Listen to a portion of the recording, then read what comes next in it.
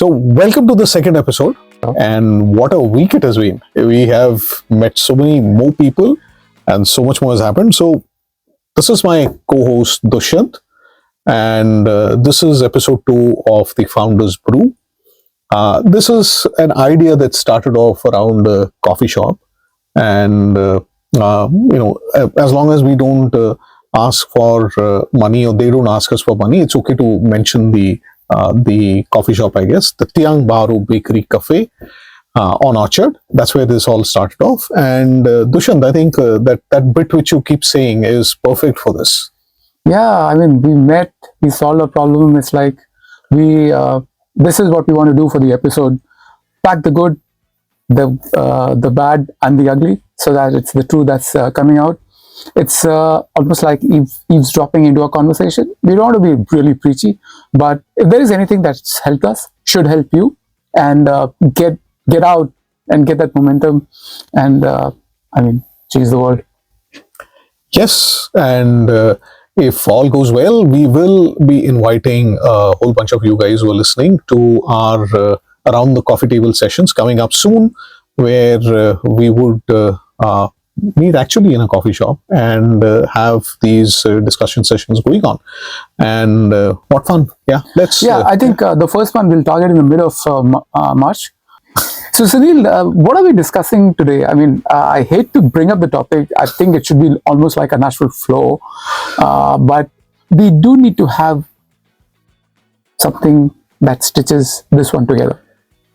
So after we spoke last time and we decided to take a bus back to you went home and I went much further ahead.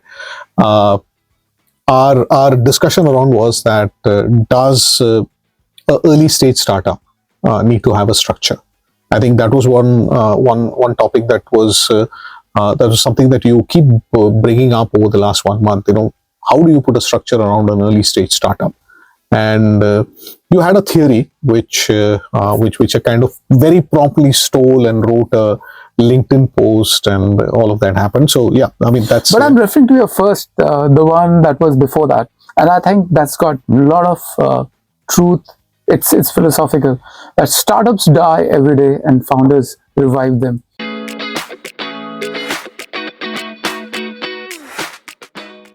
I mean, what. I never looked at my startup in that way, though I did get just that feeling where at the end, whatever that you did and what you start the next day is completely new. It was so profound. Yeah, I didn't mean it to be profound. It was an actual natural reaction to what was going around me, my startup, my co-founder, my teammates, and a lot of the discussion is are we going to survive the next month? Are we going to survive the next quarter? Are we going to survive the next month? Last year, 2024, I put a post out on LinkedIn which said that, hey guys, we are here because we survived the year. And that got a lot of people, appreciating my bravery. I was not being brave. I was just being, as factual as possible. So yes, I mean, startups die every day. And startups will die every day. It actually is, I could not find any place where Reed Hastings has actually said that, but it's attributed to him that when he was asked that what was his feeling when they got funded, he said that, the first feeling that came is that tomorrow morning the startup is going to die, Netflix is going to die. And the only job that he has and the only job that you and me and several people who are listening here have is to revive that startup every day, and that's the only thing which I. So yeah, I mean it's got incredible amount of reaction, and I think it's resonated very well. So in this episode, I think this is what we must talk about, and we spoke about this at length. Is there a structure? Is there anything that you do on a daily basis to keep your startup going, keep yourself going? I think first it emanates from you. Unlike corporate, there is no guiding fact. There are no guidelines. There is nobody to fire you except that you die and your startup is dead, out of business, out of cash. What do you do to ensure that your status quo is progress, that you've come far and you're getting closer? I mean, you can never get to the destination. It's about the journey. What do you really do? So I think a couple of things which are there as far as I'm concerned with. I'm talking about startup, my startup, any startup, is that whatever guidebook that you're referring to, throw it out of the window. Does not apply. Big guidebooks that have been written about how startups need to work and all of that have been written in a different context altogether. Your startup in Sri Lanka is very different from your startup in Nigeria, is very different from your startup in Bombay, very different from Bangalore or Hyderabad or even Singapore for that matter. So that's the first thing. I think for me personally, and a lot of people laugh when I say this, is that 8 hours of sleep is very important. That is something which I won't let go. Hell or high water, I will get my 8 hours of sleep. 7 hours at least I will get, and it does not matter. When you go to sleep, you go with the with the knowledge that you will wake up with your mind rested at the end of that 7 or 8 hours. Recommended is 8. I do 7. And when you wake up, that's a time when you are allowed. If you are a startup founder, true startup founder, that is the only time that you are allowed to panic. So I have a daily panic moment of 20 minutes in the morning. I'll panic for 20 minutes, and then that panic is about a whole bunch of things that are going right. You know, now we got business. How the hell are we going to execute? Or I've got business. I don't have working capital to execute. To every other panic that you can have. Oh, half an hour later, I need to be presenting to be a VC who's going to be ruthless. Yeah, you panic for 20 minutes. Make what you're panicking about. Make a list of things that you're going to do to avoid that panic coming true, and then go for a walk or run or whatever it is that you do. That's my way of having survived, and I've done this for 10, 12 years. So I'm a veteran. Anybody wants coaching on this, I'm available. Yeah. Especially, I think first one to come would be me, because for me, morning is not a panic time. I think I'm a night person. Night person in the sense, for me, the daily reflections at night is a very good time. So it's like, I mean, when you're closing down the shop, you do a reconnaissance. You do a reconnaissance of what has happened during the day. And there are a couple of questions that are very important for me. I think every day, one thing that I remind myself of is, if there was someone more ambitious, more aggressive than me, how would he have done the things that I have done? And and have I done enough? That's point number one. On every step of my action, is there? And see, as humans, we are very good at judgment, but when it comes to self-evaluation, I think we just are very not very critical. So that self-critical, and where you're being true, honest to yourself, that is very important. Second thing for me, every day when I go for my sleep, I need to remind myself, why will this, what I'm building right now, make any difference to the person's life? I mean, that one thrills me. That is the motive for going forward. And have I done anything on that today? Right. So, and the last question is obviously, am I managing my time perfectly fine? I mean, I started this habit about a couple of years back, and I realized the benefit of it. It's like, even if you I maintain a daily some block of time in the night where I would allocate for certain jobs, including the domestic chores. And when you reflect on these specific questions, you exactly get a self-evaluation. I mean, I wish we were able to develop some model on it where you get things out. But I think every founder is different. They have their own set of sweet spot. The only thing you need to understand is, when you start the next day, your default status should be of the progress that you're moving forward, and not really wondering, what am I doing? Is this the right thing? What you're essentially saying is that don't overthink. Don't overthink at all. I think a lot of people that I have interacted with, founders, people who have worked with startups, they end up overthinking a lot about the problem that they are facing with. I think every problem's got a solution. I mean, that's the first starting point. Every problem has a solution. Like if there was no solution to a particular problem, then you are in deep trouble. And if that is the starting point for your day, then that's a big issue in itself. Uh, Overthinking is one. I mean, overthinking can kill something. And in that same post, I had also said that uh, you know speed is essential, right? If you have a problem and you have an inkling of something that is going to solve the problem, get to it right then. Make a list of things, get to it right then, because the moment you start working on it, the problem will start untangling itself, unraveling itself. And that's something that is very important for me, because sorry, I'll just take Dushyant one more minute on this. uh, what I do is, when I start solving the problem and I say that it starts unraveling, it's not some magical thing. To solve a problem, there are going to be some steps that you need to take.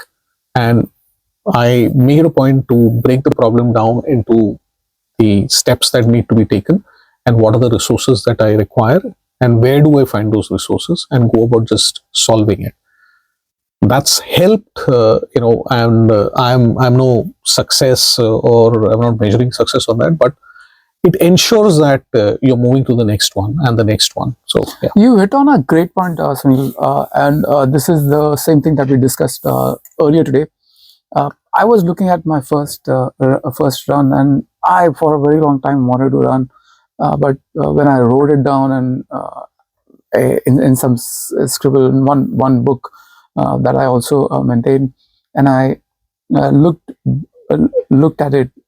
Between those 6 months, nothing had happened. It was there in my mind. I think I was overthinking. Okay, tomorrow I'll run. When things are right, I will run, and I will do that. It's all about action. It's about prioritizing. For everything there is a definite solution. Unlike corporate, where there'll be people for you, here I think everything rests back to you. So if you're not finding the problem or moving there fast, the problem is not going to be solved. Yeah, you're right. I mean, if you're going to sit on the problem and expect someone else to solve for you, it's not going to happen. If you are a founder, you are the doorkeeper. You are the guy who goes under the table and fixes the cable. You are the one who's writing the email. You're the one who's doing LinkedIn posts. You're doing everything till the time you don't have uh, uh, the luxury, and that luxury, it comes after a really long time. That you have the luxury of having a team that will do things. Folks who are in the corporate, who are listening in on this and wondering what I'm talking about, is that don't imagine that there is going to be a bunch of minions who are going to do your bidding. No one is interested in doing a bidding. You are the startup founder. You do whatever it takes to to get things done. And I mean, we spoke about it. You're the table. You're the top shelf. You're the table, you're the chair, you're everything that requires for work, and also do the work. So that's the fun of being a startup founder, where you have to unlearn. And then outdo yourself. It's a great journey. We took a small break, and we are now back with more ideas and more things to talk about. Dushyant, you had this fantastic, amusing theory, which I stole. And yes. This is not stealing. This is sharing. I mean, there is hardly anything left to be stolen. Everything is patented. There's nothing that you can steal. It's a theorem that's rooted in, I think, 1919. There was a mathematician who made this theory. The infinite monkey theorem. The infamous Please monkey explain. Okay. Now, the theorem says if you give infinite monkeys and each of them have keyboards, and so therefore the number of keyboards are infinite, you will get complete works of Shakespeare. I mean, Or a unicorn. Or a unicorn, or possibly every other work that you have possibly read or available here with us right now. So, what it's alluding to is, I mean, if you had infinite resources and infinite time, you can do anything that's possible, right? Right, right. So if infinite time and you know, uh, infinite time, infinite monkeys, infinite keyboards were available, then everyone would be a Shakespeare. So, so what does that got to? What does that have to do with a startup? What is the underlying theory that you are trying to build around here? I mean, at startups, we do not have infinite time, neither we have infinite resources. You earlier said, right, we die every day. I mean, we die every day. This means our life or our memory is that of a goldfish, and that should be the span. So, how much we are able to pack in a certain day, and the outcome of that will determine the success or our longevity for tomorrow. Now, what this does say is, I mean, probabilistically, everything is possible if you have infinite resources. But if you have very limited resources, then what do you really do? I think it goes back to one of my earlier things. I wanted to run. I wanted to go for my marathon. So what I did was I first started with a 10K run, and that was just that I wanted to reach, but there was nothing in between. On some days, I would get up and run. Other days, I would tell myself it was a great night, hectic work. Let's take it up. Let's give it a break, and let's do it tomorrow. And eventually, when the final race day came, I started running. I had I had great willpower. I patted myself to be getting up 5 o'clock in the morning and coming here and be ready for the race. There were 100 other people who were there with me, and we started off. The first 1 or 2 kilometers were great, but then when the reality started sinking in, by 3 or 4 kilometers, I realized there were certain questions. What am I doing here? I could have easily gone back and slept, spent time with the family. Was it really important? And it so happened that for the rest of the race, because I could not go back, I ended up walking it, which means almost like dropping out. So I mean, the idea between your goal and your the actual point, there are many small points to it, and that is threaded together with action. When I reflect on this, it tells me that I did have great ambition of running, but then there were no intermediate steps. I was not able to monitor my progress, and so eventually, what happened? I dropped out. Right? I see a very similar thing when we go back to our startups. We all want to go and change the world, and we Yes. want to do that tomorrow. We start with fresh energy, but then if there is no structure, if there is no goals, if there are no like those stop points, you would drop out. You would. I mean, you wouldn't call it burnout, because essentially startups are meant to be burning out, right? Burn to the max. For every marathon that a founder is running, there are founders who are running the 100-meter sprint. The skill set required for running a marathon is different. You're going to lose a few nails. You're going to pain is inevitable. Murakami said that, by the way. It is something. So if you're going to be a founder, the pain is inevitable. You have to be ready for that, and you have to be mentally strong for that. But you can't treat a marathon like a 100-meter dash, and you can't treat a 100-meter dash like a marathon. The things that are required for both are completely different. So it is reflective. I mean, it shows. Running a marathon is the best example that one can think of in terms of whether you're starting off saying that I've got this great big idea, your gut feels right, you're already in a job, you've got you got enough runway to take care of all of those things. Things are there. Getting started and then reaching whatever that goal is. I mean, your goal is to get acquired eventually. To you have a your goal is to say I need a 100 million in my bank when I exit. Anything, whatever the goal is, you have to start running, and then you have to start running.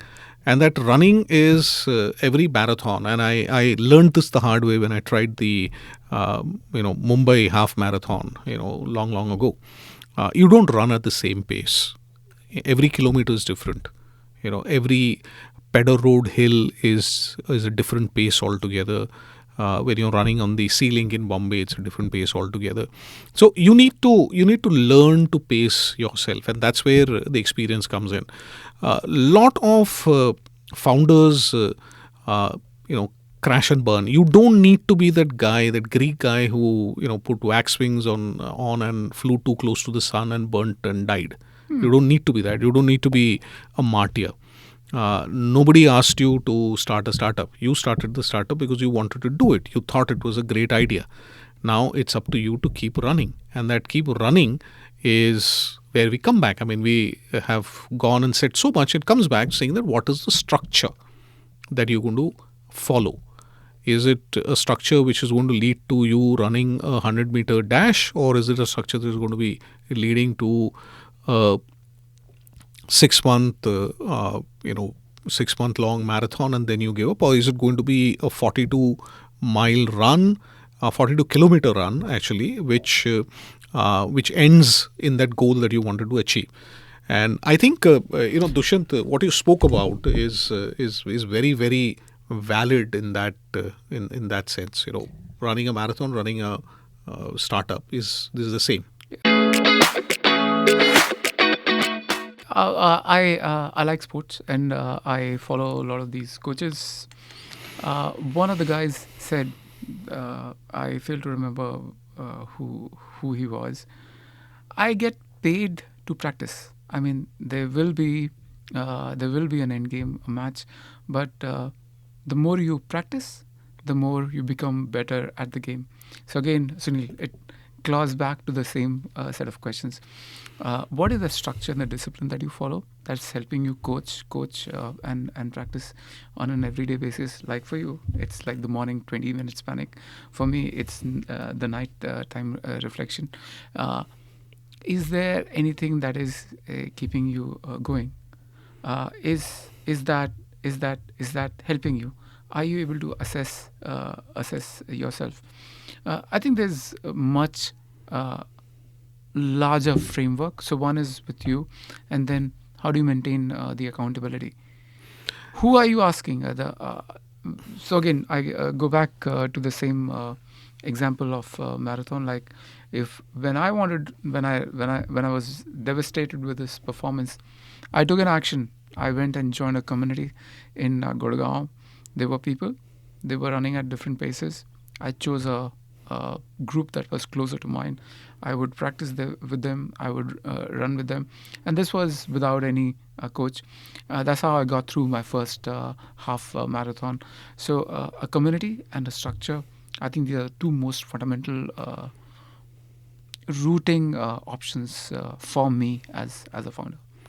So I think that community part that you just mentioned is very important. Being a startup founder, even if you have a co-founder, is an incredibly lonely journey, right? Because you either find a founder that you bounce your energies off, and there are some things that you don't want to go to your founder with because it might lead to friction, it might lead to grief, it might lead to thing. You do trust your co-founder, but there are some things that you want to bounce off with a community, and that's, I think, very, very important. Having a support system that is not dragging you down but is pulling you up is very, very essential, particularly in highly competitive markets like Singapore or Dubai, or even even Bangalore for that matter. The ecosystem that you're building around it, the support system that you're building around it, the people who are your sounding boards, who will be honest with you, saying that you are an idiot and you need to change something, and you have to be honest enough to listen to that and say that, okay, what you're saying is right, I need to reflect on it. reflection is an important thing. So, Dushyant, the question to is there a structure to a founder's success? Every individual has to create this structure. It's unique to that person's DNA. Like, Completely agree on this, and it goes back to our the the foundation on which most of this is happening. That I came to you, I had a problem, and you gave me the right uh, advice, which uh, uh, which helped me. This is with the same spirit that we want to have all these community gatherings on Wednesday. It is just, if you're okay, you can share. If not, then also it's okay. We can just have a chat till the coffee runs out, till the steam. till the Yeah. coffee goes cold, actually. Till the coffee goes cold. So essentially, what this structure has helped me during this the last fundraise round that we had, where the accountability with someone else, where though we as a team and I as a founder, we did have some goals, but we need to have a much stronger momentum than we would possibly imagine. We tend to get lost. You need someone to bounce that off, and if you do not, then you should find one, somebody whom you can trust, somebody who can give you, like, really show you the mirror and say the hard things, do the hard things. That is very, very important if you are to survive the next day. Yeah, I think having a mirror to showing the mirror to yourself and saying that am I going wrong? Self reflection is important, but going and asking for help. Founders are incredibly egoistic animals. They sometimes, including me for a very long time, refuse to take help. It was a big egoistic thing that why should I ask for help? I know everything. You have to repeat after me. I do not know everything. You have to repeat that. You have to repeat that every single day. That I do not know everything. I need to ask and I need help. When you need help, put your hand up and say, I need help. Doesn't matter. You don't need to put that up on LinkedIn. Pick up the phone, call Dushyant up if you have a Dushyant in your life, or a Of course, Sunil, Sunil. or if you have someone else in your life, call, say you need help and talk. Sometimes just talking resolves 80% of the problems. Yeah, yeah. And one other habit that I picked up on the way is I'll make a list of number of strangers that I've spoken to. Uh, Maybe just discuss about, say, life, or someone, just go and meet them, whether on LinkedIn or in person. But idea is the person whom I don't know, and can I really open myself out in a way that is understandable. Uh, that is also a part of my night time ritual. Yeah, and the other thing is, I mean, when you're a founder, uh, and you've gone bald like I have, you have a lot of people writing in saying that, hey, can you have a cup of coffee? Please go have a cup of coffee with them. That's how I think Dushyant and me met in that manner. A common friend, Rajiv Bala, introduced us and said that you guys should get together. And we had a cup of coffee, and we kind of started doing that very regularly. And here we are.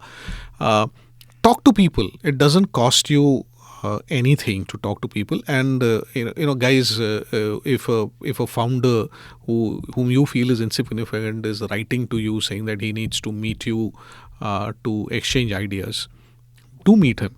And at the best, what is going to happen? The founder, in his desperation, is going to make a sales pitch to you. It's okay. Spend that half an hour. In that sales pitch, maybe you tell him, what he's selling is doesn't make sense to you, or you give him advice, or you buy the product. But that is something that you need to give back. Yeah. And I think that is something that I have learned over a period in time. And it's helped me quite a lot. I mean, I built a very strong connect with several early stage founders who have done so well for themselves, and they've stayed on to be the greatest support system that I have today. Founder help founder. I think that's the biggest relationship that you will have, and we are fortunate enough to have such people around us whom we can depend on. Um, there was another VC who had told us that it's a lonely journey, and if somebody is calling you at 11 o'clock or 12 o'clock at night, pick up that call, because you don't know what is he asking for. It's paying it forward. It is recognizing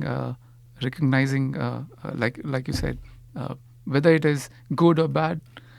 Uh, it comes tough. I mean, especially if you're in corporate and then you come out, there is a bit of unlearning that you have to do. Yeah. But then you realize that this is how it would be more satisfying, like giving people honest and giving people the right set of opinion.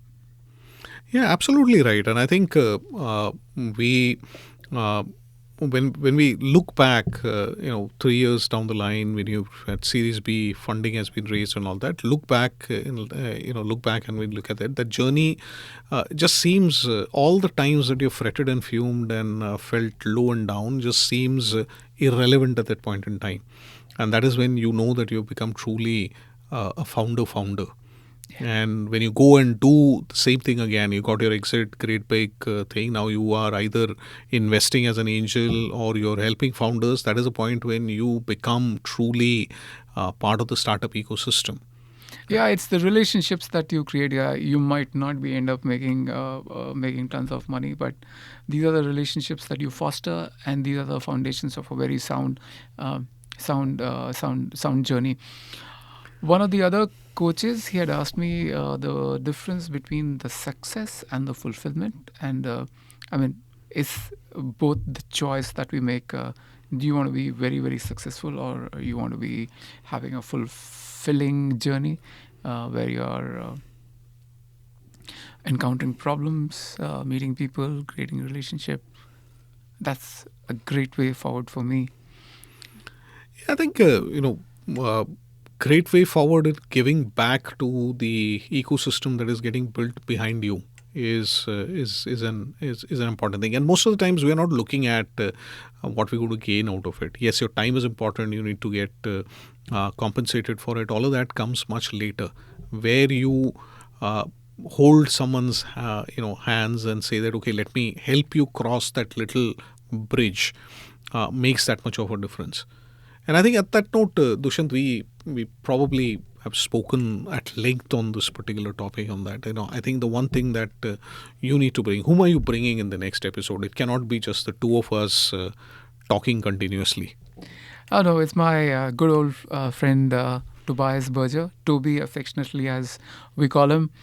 He's been an angel investor. He worked with, we were back colleagues at Expedia. Then he joined Google. He joined Expedia back again. He's been very active in the angel investing circle.